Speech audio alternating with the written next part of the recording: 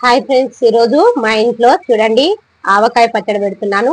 నిల్వ ఉంటట్టు 20 కాయలండి మామిడికాయలు ఈ రోజే తెచ్చి చెట్టు మీగలు తెచ్చి కట్ చేసి పెట్టుకున్నామండి. చూడండి, ఇది ఆవపిండి.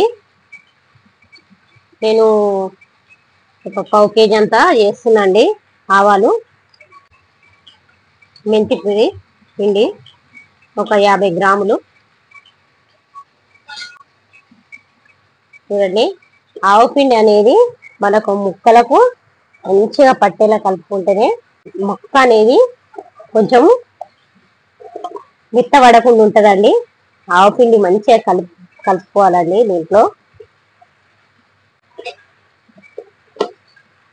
దీంట్లోనే అయితే కేజీ కారం పోస్తున్నాను.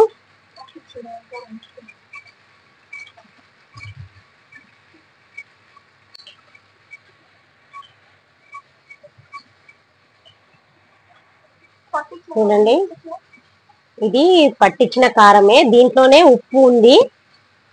ఆమె మిల్లామె దగ్గర తెచ్చినామండి, పట్టించింది. ఇందులో ఉప్పు ఉంది, చూసి వేసుకోమని చెప్పింది.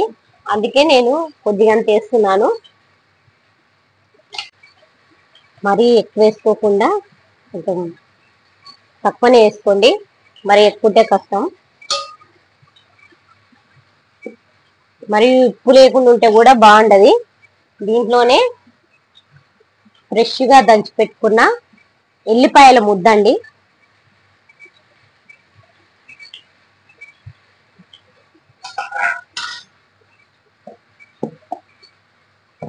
ఎక్కువ ఉంది కదా, బాగా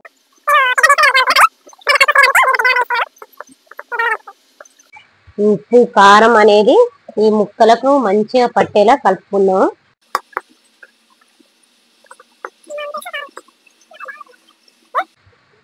చూడండి, నువ్వుల నూనె తీసుకోవచ్చు, పల్లి నూనె కూడా తీసుకోవచ్చు. పచ్చళ్ళకి నేను కేజీన్నర తీసుకున్నాండి పల్లి నూనె.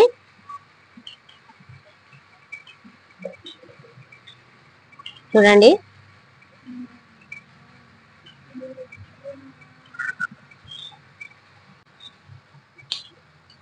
నేను 2 కేజీలు తీసుకున్నాను అనుకున్నా, కానీ ఈ కిలోన్నరనే ఎక్కువ అవుతుంది. లీటర్న్నర అండి ఇది. చూడండి, మనకు సరిపోకుంటే మళ్ళీ వేసుకోవచ్చు కూడా, కానీ నాకు సరిపోతుంది. లీటర్న్నరనే అనిపిస్తుంది. అందుకే నేను కొద్దిగంతా ఆయిల్ తీసినాను.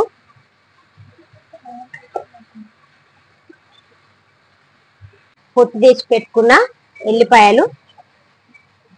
దీంట్లోకి ఎల్లిపాయలు మంచివి కదండి. ఎల్లిపాయలు తినేది గుండెకు కూడా చాలా మంచిది ఎల్లిపాయలు అనేది.